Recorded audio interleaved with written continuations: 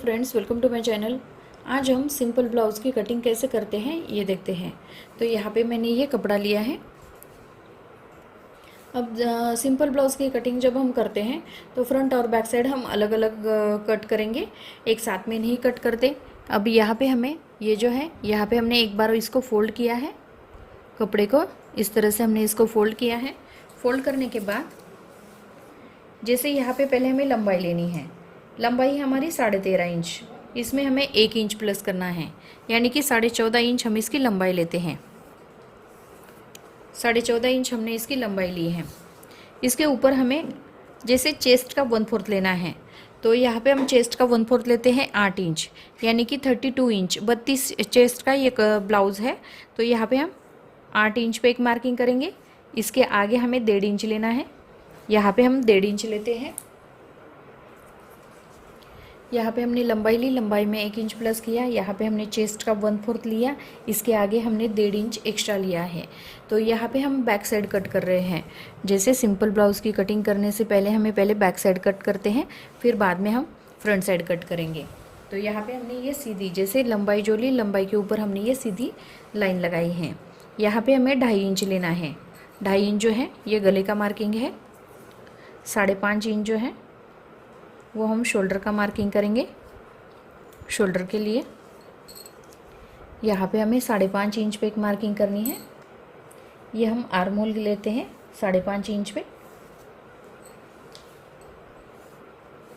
इस तरह से हम इसका बॉक्स बनाएंगे। बॉक्स बनाने के बाद ये हमारी बैक साइड है, तो यहाँ पे हम बैक साइड जो है 1.5 इंच पे एक मार्किंग कर लेते हैं। आर्म होल की जो गोलाई है उसको हम 1.5 इंच पे मार्किंग करेंगे। तो यहाँ पे हमने जो 1.5 इंच लिया है, इसको हमें इस तरह से इसको राउंड शेप देना है। ये जो मार्किंग है वो कर लेते हैं। यहाँ पे हमें बैक साइड का नेक लेना है। गले की लंबाई है बैक साइड की 8.5 इंच, हम 8.5 इंच पे एक मार्किंग करेंगे। यहाँ पे भी हम इसका बॉक्स बनाते हैं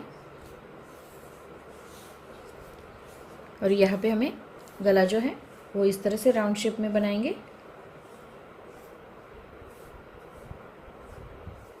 इस तरह से हमने ये राउंड शेप में बनाया है। अभी यहाँ पे हमारी ये इसकी कटिंग करनी है। अभी यहाँ पे हमें सीधा कट करना है। सीधा कट करने के बाद पहले हम आर्म होल को कट करेंगे। ये हमारा बैक साइड का आर्म होल है, ये हम बैक साइड कट कर रहे हैं।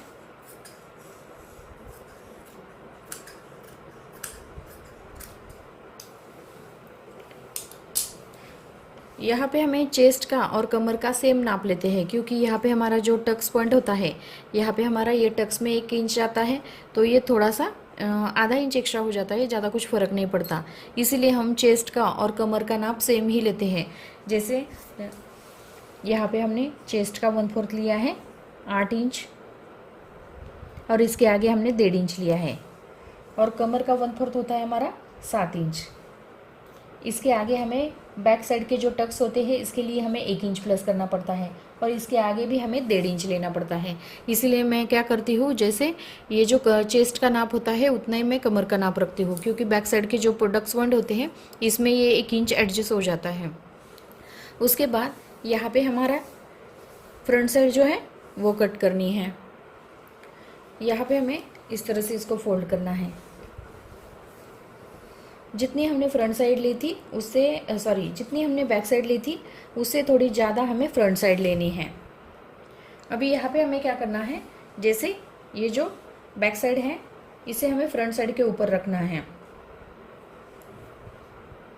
इस तरह से फ्रंट साइड के ऊपर रखेंगे, और ये जो है ये हम कपड़ा जो है ये ज़्यादा लिया है, ये फ्रंट साइड जो है वो ज़्यादा ली है, जैसे बैक साइड से हमें ज़्यादा लेना है। अभी ये गले का मार्किंग कर लेते हैं। ये जैसा है वैसा है पहले हम मार्किंग करेंगे।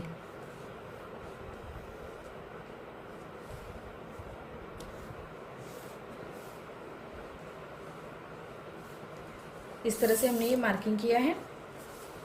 जैसे ये जो है ये 2.5 इंच पे हमें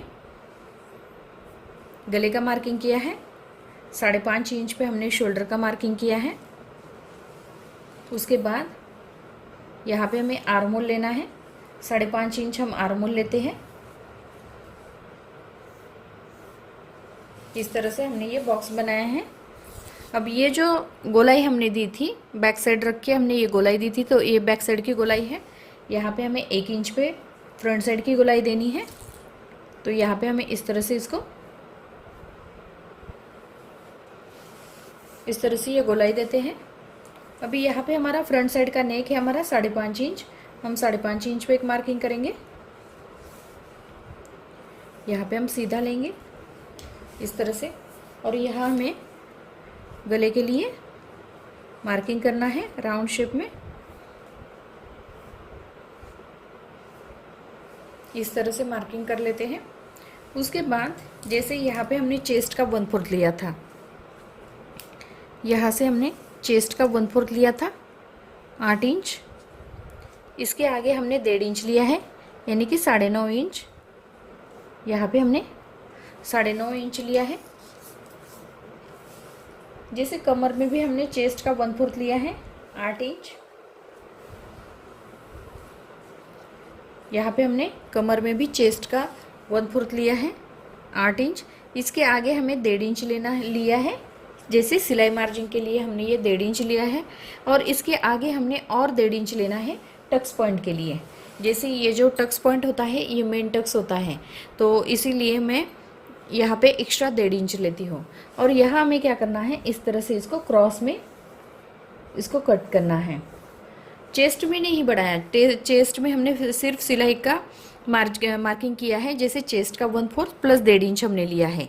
यहाँ पे हमने जैसे कमर का 1/4, यानी कि जितना हमने चेस्ट लिया है उतनी हमने कमर ली है, उसमें हमने 1.5 इंच प्लस किया है सिलाई मार्जिन के लिए, और 1.5 इंच लिया है हमने टक्स पॉइंट के लिए। अब यहाँ पे हमें इसकी कटिंग करनी है।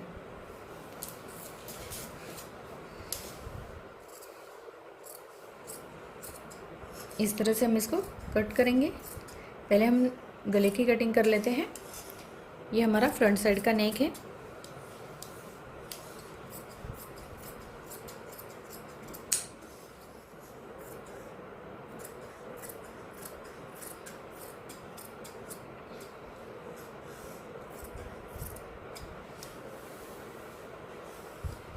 अभी यहाँ पे हमें जो फ्रंट साइड की गोलाई है उसको कट करना है।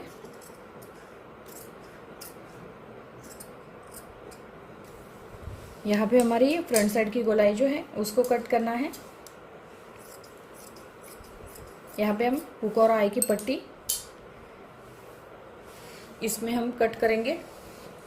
आप चाहे तो इसको डायरेक्ट टक्स भी लगा सकते हैं, और आपको चाहिए तो बेल्ट वाली बाजू जो है, बेल्ट वाला जो है वो भी बना सकते हैं। तो बेल्ट के लिए क्या करना है, जैसे 3 इंच पे एक मार्किंग करनी है। इस साइड में 3 इंच पे मार्किंग करेंगे, और इस साइड में हम 2.5 इंच पे एक मार्किंग कर लेते हैं। आपको बेल्ट वाली चाहिए तो आप बेल्ट वाली भी बना सकते हैं। इस तरह से बेल्ट वाला ब्लाउज़ भी बन जाता है, और आपको चाहिए तो डायरेक्ट टक्स जो है वो टक्स पॉइंट भी लगा सकते हैं। जैसे यहाँ पे हमारा ये शोल्डर है, शोल्डर का हम सेंटर निकालेंगे। जैसे 3 इंच है तो हम 1.5 इंच पे एक मार्किंग करेंगे। यहाँ पे हमें सीधा लेना है। सीधा लेने के बाद जैसे यहाँ से आप डायरेक्ट 1.5 इंच पे, यहाँ पे आपको डायरेक्ट टक्स लगाना है, ये बेल्ट नहीं निकालना है, तो आपको 4.5 इंच पे एक मार्किंग करनी है इस तरह से। और आपको बेल्ट वाली ब्लाउज़ करनी है तो आपको इसके ऊपर 2.5 इंच पे लेनी है। तो ये मार्किंग जो है यहाँ पे इस तरह से आता है। और उसके बाद दूसरा टक्स पॉइंट जो है, यहाँ पे हमें 2 इंच पे एक मार्किंग करनी है।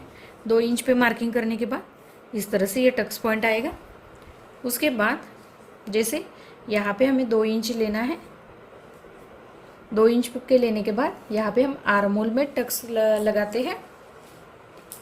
ये जो मेन टक्स है हमारा, ये इस तरह से आता है। जैसे हमने ये 1.5 इंच एक्स्ट्रा लिया था, तो मेन टक्स जो है यहाँ पे हमारा 1 इंच आएगा, और दूसरे साइड में भी हमारा 1 इंच आएगा। इस तरह से हमें इसको ये टक्स पॉइंट लगाना है। जैसे यहाँ पे हमारा ये टक्स पॉइंट लगाते हैं। उसके बाद जैसे यहाँ पे आप इसका सेंटर निकालोगे तो भी चलता है, नहीं तो यहाँ पे आपको 2 इंच पे एक मार्किंग करनी है। 2 इंच पे मार्किंग करने के बाद इसे भी हमें तिरछा इस तरह से ये टक्स पॉइंट लगाना है। तो यहाँ पे मैंने आपको ये फ्रंट और बैक साइड का जैसे सिंपल ब्लाउज़ की कटिंग मैंने आपको करके दिखाई है। तो स्लीव्स की कटिंग जो है, तो आपको आर्मोल जो है, आर्मोल आपको क्रॉस में नापना है। मैंने आपको स्लीव्स की कटिंग दिखाई है। जैसे आर्मोल को हमें क्रॉस में नापना है। 7.5 इंच हमारा क्रॉस आर्मोल आता है, इसमें हमें आधा इंच प्लस करना है। तो 7.5 इंच क्रॉस में आर्मोल आता है, इसमें हमें आधा इंच प्लस करना है, यानी कि 8 इंच हमारा क्रॉस में आर्मोल आएगा। और स्लीव्स की कटिंग जैसे बाजू की जो चौड़ाई होती है वो 8 इंच लेनी है, और लंबाई जो है जितनी आपकी लंबाई होगी उसमें आपको 1.5 इंच प्लस करना है। तो यहाँ पे मैंने आपको ये सिंपल ब्लाउज़ की कटिंग करके दिखाई है।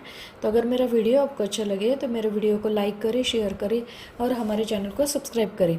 Thank you for watching.